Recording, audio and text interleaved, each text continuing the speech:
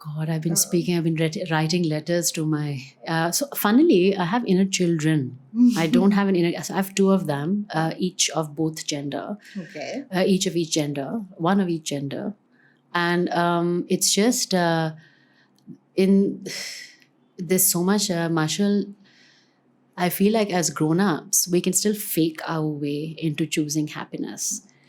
But the moment you sit down and have a conversation with the inner children or the inner child that you have, and you allow them to lead the way, there is still, as a grown-up, there is so much fear again that comes up when you say, okay, today, what would you like to do? Choose what you want to do. And because we have not had that conversation with our inner child in such a long time, it's not like they've forgotten what to do. It's not like they've forgotten how to lead us in joy, but they're afraid of, I don't know. So I'm still trying to figure out what they're afraid of. There's a fear that if you say that I want to do something, there have to be qualifiers and validations and reasons and logic. And logic. Oh my God. Logic. And Logic, the big, what's it called? The big defier. No, not the big defier. What's it called? Like the big, I don't know, abrogators. What's that word? I don't know what you're trying. It's that big, like the thunder. I just want to say a bad word. I feel, a thunder god that comes with like a wieldy sword and kind of like dissects other things. That's what logic does. So you're like, imagine you're a star. So, that's what I'm thinking is imagine you're a star and all shiny and brighty and you're super happy being a star. And you're like lighting up the sky, and it doesn't matter that you're lighting up the sky, you're just lit. And then the thunder god comes with this like dark stormy clouds and has like the big fiery sword, and it's like, tak, tak, tak, I'm going to slash you to pieces. That's what logic is for me, for my inner child. Yeah. I feel like we've logicked away a lot of joy in our life. Logicked away ka kya matlab? So matlab, speak to me about this. I like this. I like this. Is that when you're trying to over-rationalize something that doesn't need to be rationalized? I want this bus. Why I want it? But why do you have to delve into that? And I'm not saying that, you should be reckless and indulgent and throw caution to the winds and indulge in unhealthy behaviors. And absolutely not. I am not preaching for people to be irresponsible. But your inner child would not do any of those anyway. So the kind of things that your inner child...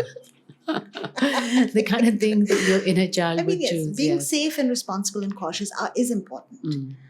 But putting yourself in a cage that requires you to provide rationale for the simple pleasures of life, I think that's a bit cruel, And we've conditioned ourselves like this. The world has, and society has conditioned ourselves. Like Pavlov's dog, we've been conditioned. That kuch karoge, to phir kuch khushi milegi. So this idea of receiving or, indulging in happiness without having earned it or without having rationalized it, that is very deeply ingrained. Yes. So you kind of feel guilty. You're right. So it's all happiness is almost like a reward that you get for being good. It's almost going back to the same sort of theological ideas that so many people have already been pushing back against, and we seem to be cycling back to that. So man is a creature born in sin and must spend their lives redeeming themselves. Bilkul. No. No. No. Born in love. You're born in love, and you'll spend your life being loved and forgiven.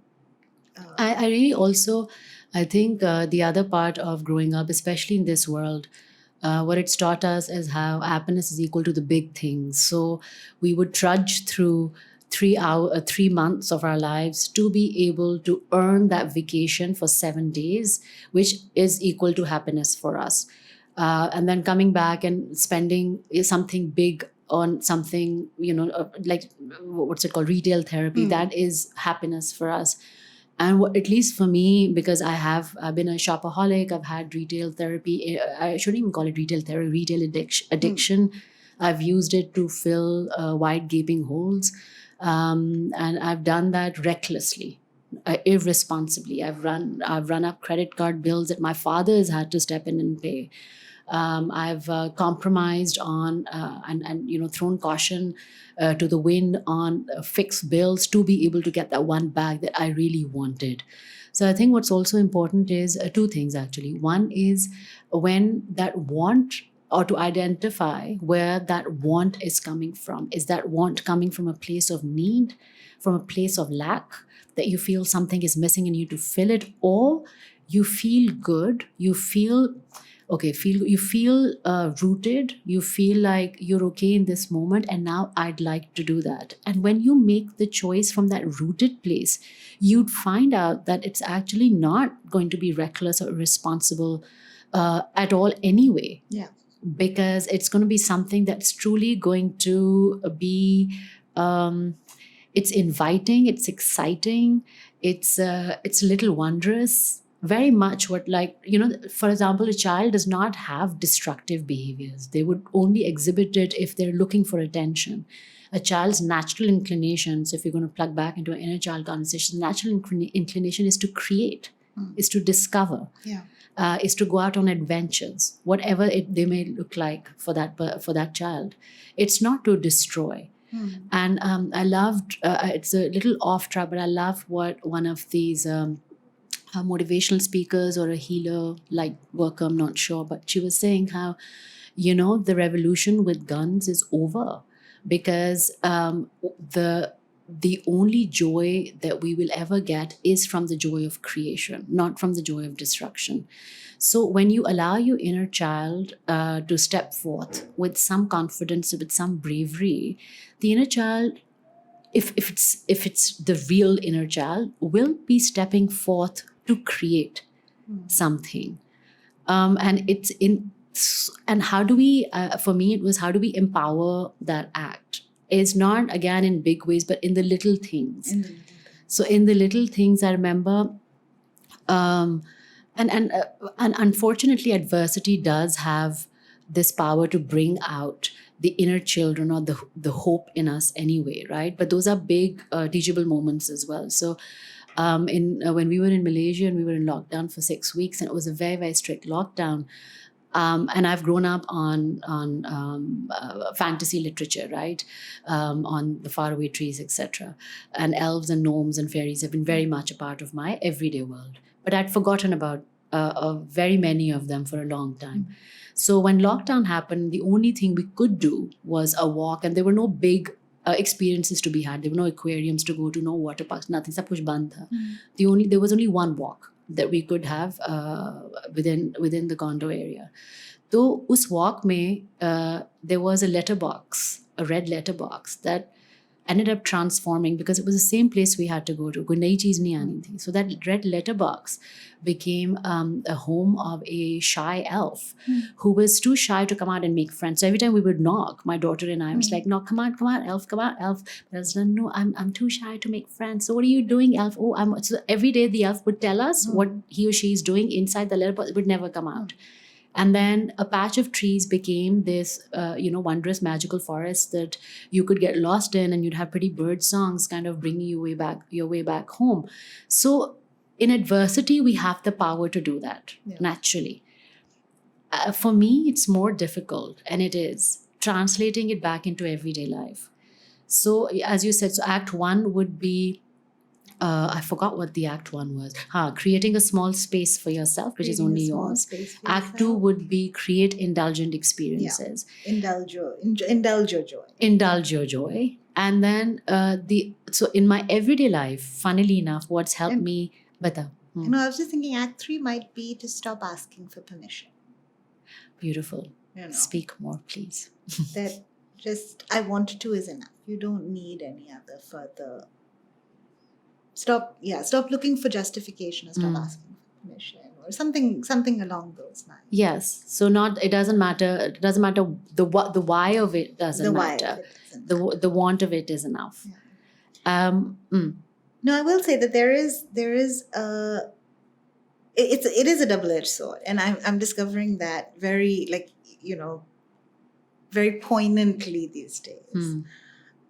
Is that when you become so accountable to yourself for your own state of being, for your own emotional equilibrium, for your own, where you take full responsibility of what your life is, what your inner life is, right?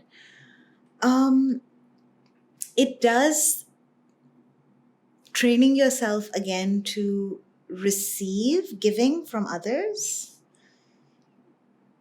It takes a bit of practice, and I'm finding that I'm not geared to receive giving. I'm trying very hard to change So that. if you flip that a little, and if you flip that in a way where you're full and now you'd like to share your so again, it's not about receiving.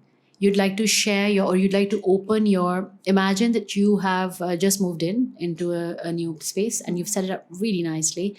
And the way that you open the door to invite people to come and share of the beauty and the magic that you're feeling in that space. And in that moment, when the people who come in give, then it's not unnatural. Then it will not feel unnatural to you, because you're actually inviting them into your space. And if we believe that we are not open to receiving right now, that means we have not invited them into our space either. So I'm not saying I'm not open to it. What I'm saying is that even receiving, giving from others, from the universe, it's practice, right? It has, I think all these behaviors, they are like muscles. They'll atrophy if you don't use them, for too long. So how do you practice receiving? Yeah, I think that you just lean into the discomfort. When the universe, or when somebody else, or when people are, instead of recognizing that discomfort is one thing, and recognizing, the reasons behind it or whatever. But, it's like you get muscle aches after you work out, right? You've got to, and then after you've gone through about a week, your muscles don't hurt anymore. That's when you start to feel your body reforming. Then it starts to feel really good. So I think you've got to lean through the discomfort to get to the good place.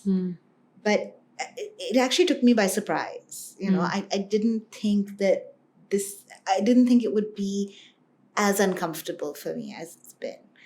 And I don't want it to be. I want to be someone who is as open to receiving as I am to giving. I want to believe that I'm worthy of it. I'm open to it. I'm attracting it, and it's not transactional. Initially it does feel a little bit, I feel that, if I accept this from the universe, from my friends, from my colleagues, then I will be obliged to reciprocate.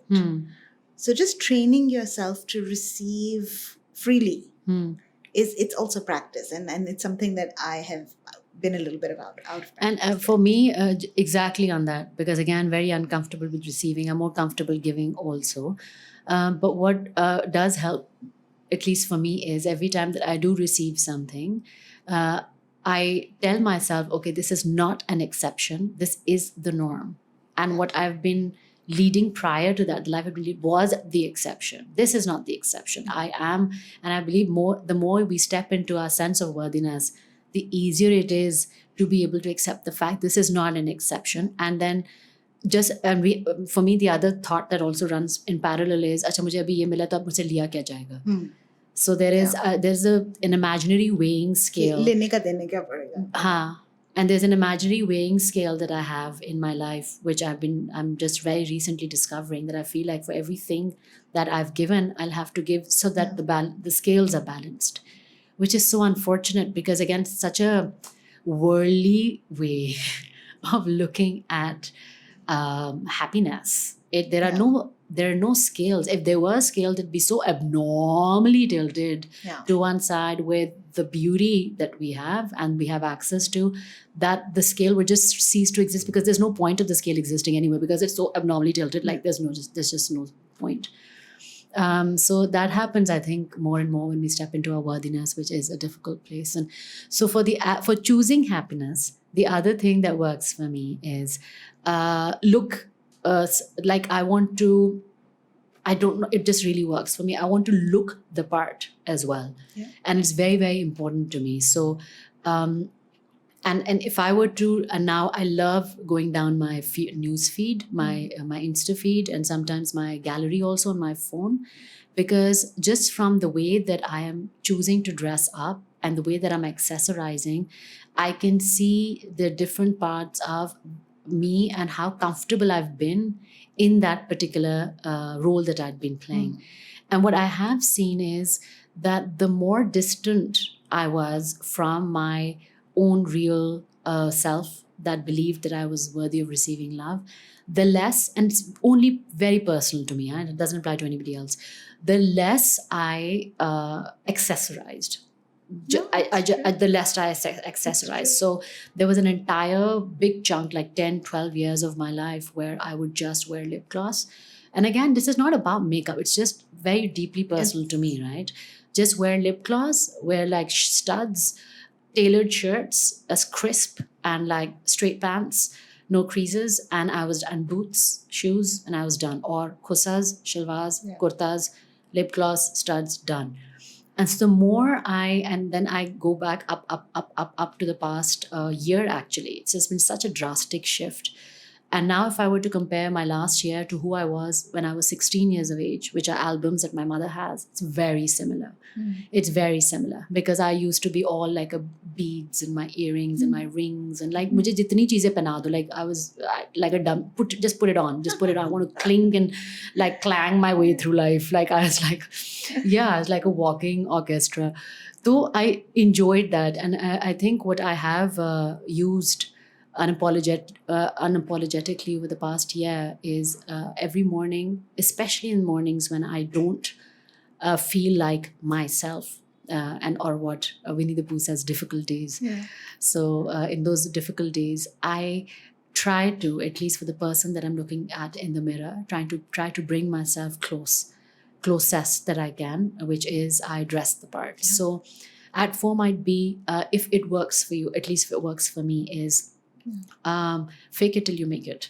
Yeah, no, it's a process of finding what works for you, right? So, and I'm sort of similar. When I'm, feeling at my most joyful or that thing, then I'll take better care of myself. I'll eat better. I'll work out more. I'll dress nicer. I'll do more self-care.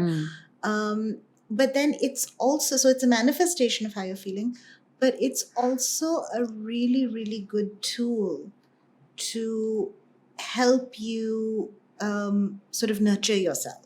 So when you are feeling down on yourself, where you are feeling depleted, then sometimes forcing yourself to fake it till you make it, to dress up, to play that part, is an incredibly effective tool to snapping out of it. And everybody has to find the tools that work for them, because you do need, because nothing is going to stay constant, right? You need to keep sort of tweaking it and bringing it back and reminding yourself. And some days you'll have the energy, some days you won't. Yeah. For like this so this Sunday, for example, I was like, I woke up and I got dressed like I was going for a brunch. And so my mother said, kya scene hai? I was like, Coach, it's the whole day. And I even touched up my lipstick throughout the day, made sure that my eyeliner was on point. I was at home the whole day. Did not even reverse the car in my own driveway. Like nothing happened. But because it was that day when I knew that I needed it more than other days, it helped. So then, okay, so now let's go down like the acts now. The first act was creating a space in your home or your office. Well, let's go back one step. Okay. I think the first act is taking ownership. And then the second act is to create that space. Yes. The joy spaces. The third act would be indulging your joy. Without judgment, qualifiers, rationale. Yeah, that was the fifth act. Well, I think we could club them together. I think we're giving people too many acts. Okay, the fourth act. The fourth act, I think that maybe you would say giving back, right? Inviting people. Or putting it out there. Yeah. Be open to. Or opening the door. Yes, opening the door. Opening the door to receiving. When you're feeling like when you're feeling grounded. And the sixth one would be how do we frame fake it till you make it?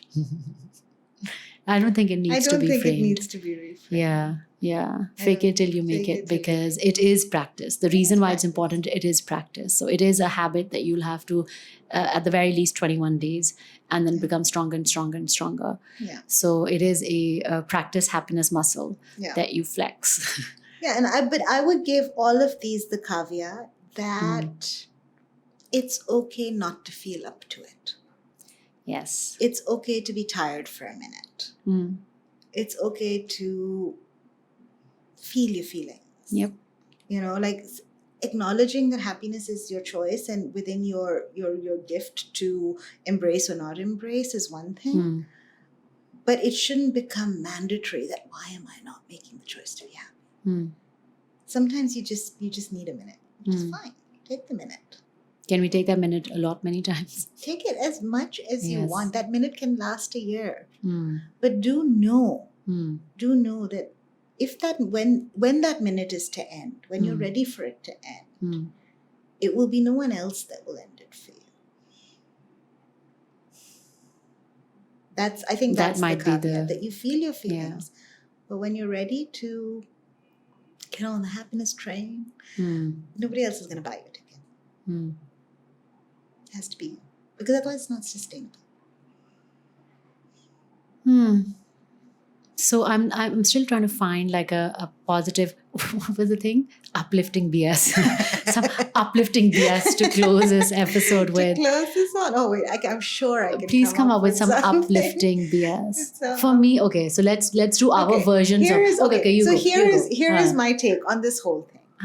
This whole happiness business. This whole happiness business. Well, I don't know how uplifting it is, but it is that there is only you.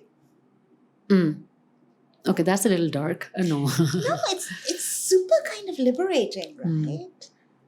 There is only you. And my uplifting BS would be exactly what you said, which is sometimes it's okay. Even when you choose happiness, you've set the intention to choose happiness.